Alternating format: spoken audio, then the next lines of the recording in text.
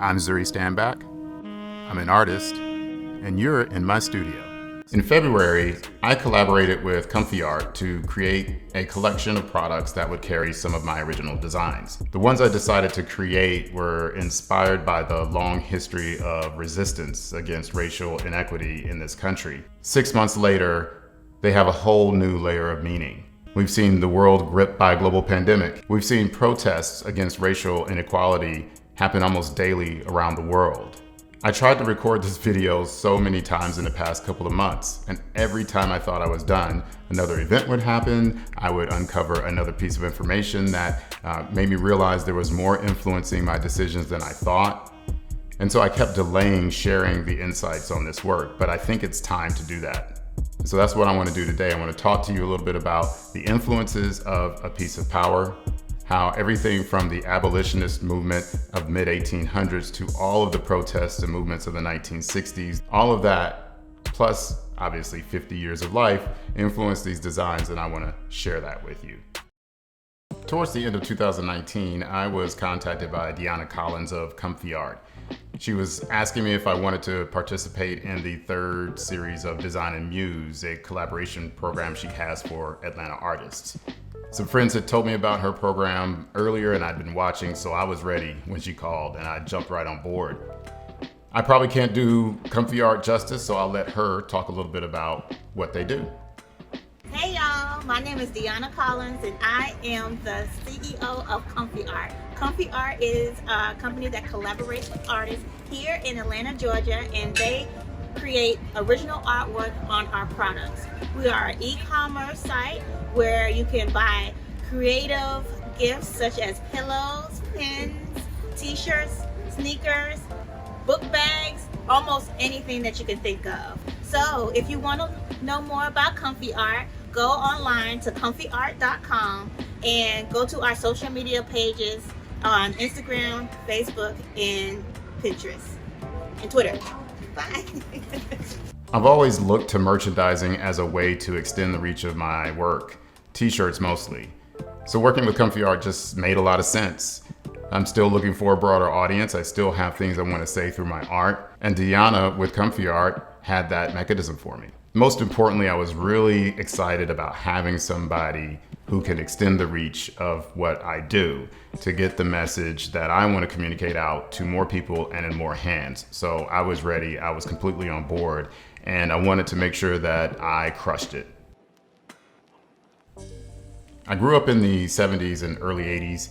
My parents were college students in the 60s in North Carolina, one of the epicenters of the civil rights movement with the lunch counter sit-ins. So they were very active politically, very active in protests. So of course, they made sure I was well versed in the history of not only civil rights, but the history of slavery and the history of racial inequality in this country.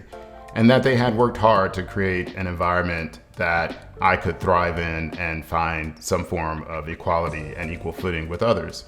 My parents were also very much into the arts. My grandfather was a photographer and my father wanted to be a musician. My mother studied theater. So the creativity that was spawned by the protests of the 60s and the art and literature and music that came out in the 70s and beyond all had the tone of rising up and fighting against oppression. They addressed social and political issues, and all of that influenced my perspective of the world and any subsequent things I would create. As I'm sure it is with a lot of you, I don't have perfect memories of what it was like as a child. So I asked my mom to give me some perspective on what the world was like and how they were thinking when they were protesting in the 60s and when I was born in the 70s and the art explosion that happened out of those events. I think that in the late 60s, every black person who had any consciousness at all had a picture of Malcolm X, a poster of Malcolm X, a poster of, Black Panthers, Huey Newton and Angela Davis maybe, especially the Black Power heroes. And so that kind of visual art was important.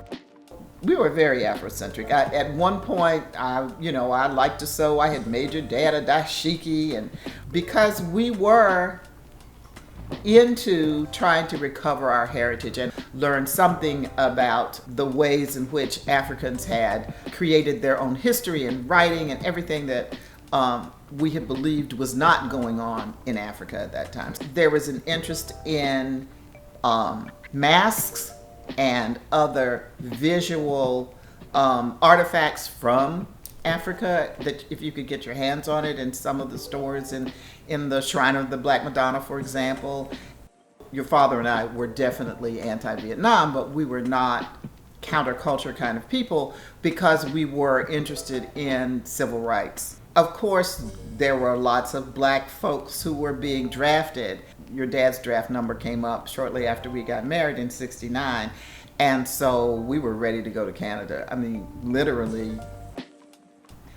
I am so very proud of what young folks are doing today, what that generation that's behind you is doing, and their willingness to protest and their passion. It took a while for me to come up with a design to contribute to ComfiArt. I really wanted to create something that represented the spirit of the new year. I wanted to make sure that I was representing myself as a black artist and ComfiArt as a black-owned business. And I wanted to do something that was going to create an immediate reaction, something that was recognizable, that people understood as soon as they saw it, but yet had a deeper meaning as they looked at it more. So when I kept thinking about the mood of the new year of 2020, there was all this excitement about the new decade. I don't know about you, 2019 had a lot of ups and downs, and I was really ready to see something new and calmer in 2020. And the word that came to mind a lot was peace. Well, it didn't take long to go from the word peace to thinking about the peace symbol for the imagery of the design. My initial thought was I wanted something organic in this design, something that had a human element. So that naturally led me to the peace hand gesture, the V symbol. For me, it was a symbol of the counterculture and their protests against the Vietnam War in the 60s. And you would see it pop up time and again in other places, whether that be in hip hop music or in everyday selfies. So I knew it would be recognizable, but I wanted to do a little research on it, make sure I understood the history of the V sign. It turns out that the V sign as a hand gesture has a lot of different meanings depending on the context and the culture. But it was first popularized by the Allies in World War II as a sign of victory. It was later co-opted by the counterculture in the 1960s protesting the Vietnam War. They used it as a sign for peace. So I felt like the energy and the history behind that hand gesture communicated the right message, gave kind of that right initial emotion that I wanted to elicit in what I was creating. So I went about figuring out the complete design. It needed something else. Over the years, I've developed a style I call Hierograph. It consists of bright colors and shapes and patterns. I use markings on them that are reminiscent of ancient glyphs. Some of the patterns remind me of African fabrics and even Native American fabrics and patterns. And like a lot of artists my age, I was also heavily influenced by graffiti and hip hop. So I always like to include elements of spray painting or tagging style of lettering in my work. And so combined all of that to me is Hierograph. So of course, it was crucial that I include my Hierograph patterns in this design. Now that I knew what I was going to design, I had my direction, I had a style in mind, I needed to pick a medium. Did I want to paint? Did I want to do something digital? Did I want to sketch? Digital seemed to be the best option because this was going to be printed on products. These products would be different sizes, different dimensions. I wanted to be able to control the quality of the print by having an image that's scalable. And the best way to do that is to create something digital. I've done a couple of pieces in the past that were only on the iPad, but they were all hand-drawn. This time I wanted to mix the best of hand-drawn with what I consider to be the best of some graphic design, having done a lot of digital design in my past. First, I decided that the hand should be hand-drawn. It's the organic piece of the design. So I took a picture of my hand, used it as a reference photo, sketched that out on an iPad. I kept the lines a little bit jagged and not so smooth and rounded. I let the colors change quickly between tones rather than smooth gradients. I felt like that just gave a bit of a kind of energetic feel to the piece. For the background, I started that on the computer in Illustrator. I wanted symmetrical shapes. I thought round would be a good background and would work well across different products. So I looked for a color palette that I thought evoked the feelings of peace, something spring-like or summer-like, bright colors, not necessarily pastels, but something that evokes happiness and lightness. I laid out the circles and layers in Illustrator. I was able to add shadow to them, make sure they were well aligned. And once I had that, I could bring that into the iPad and add in all of my Hierograph marking. I pulled it all together and cleaned it up. And when I got a good look at it, I thought it was beautiful. It was great. It was beyond what I had expected to create. But it felt like I wasn't telling the whole story that I wanted to tell. I was only giving the rosy side, the peace and happiness and hope. And as so many of us learn throughout life, nothing good comes without a bit of a struggle.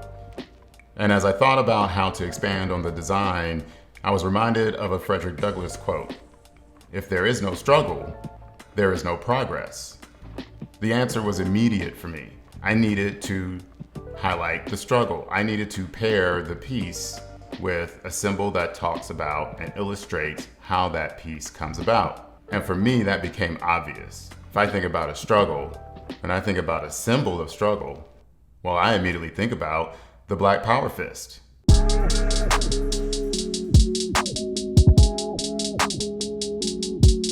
So I did my research. It turns out that the raised fist was first popularized during the Spanish Civil War in the 1930s. It was used as an anti-fascist salute. Since then, it's been adopted by oppressed groups worldwide. My first encounter with it was as the Black Power fist, the symbol for the Black Panther Party and the Black Power movement of the 1960s. And we've seen it throughout the years, including in 2014 in Ferguson when Black Lives Matter started, as well as now in 2020 as we see protests continue around the world. The raised fist is the symbol of resistance for the oppressed people. I used the same style I did with the peace hand gesture. I took a picture of my hand as a raised fist, and I used it as a reference photo to sketch it out on the iPad. I kept the color palette and style the same. And since I had created the background in Illustrator, it was easy for me to apply a new color palette. I wanted to find something that felt fiery and deep, that felt like it was emitting the energy that you think about when you have to resist something, when you have to fight back. That's what I wanted the colors to say to me. Once I had all the colors applied, I brought the fist and background together, and I knew I had a perfect match. The two designs side by side look even greater than they do on their own, and it was only natural to title them A Piece of Power. We all deal with the duality of life, of trying to have a calm, peaceful existence, trying to avoid conflict if we can, and you have to know when it's time to raise your fist in resistance and push back against those that oppress you. It doesn't mean that you have to dominate someone else. It just means that you need to make sure that you are taking care of your peace and that you're seeking your peace. And that's what these two designs represent to me, and I hope that they resonate with you as well. The products that Deanna and ComfiArt picked to place the designs on are great. I think it's a wide variety, a lot of things that people would like. And I'm really appreciative of them helping amplify my voice and my message with their platform. Thanks for watching this video today. I hope it resonates with you. Feel free to send me some feedback, leave a comment. I hope you join me for my next video. One more thing. On September 19th, ComfiArt is hosting Design and Muse, The Color Experience. It's a virtual conference that's going to feature all of the Design and Muse artists, including myself. There are going to be food demonstrations and panel discussions, tips and resources for creatives, and we're going to have artist booths that you can come by and chat with us online. I'll be online live streaming all day. Look forward to seeing you there. For more information, visit ComfiArt.com.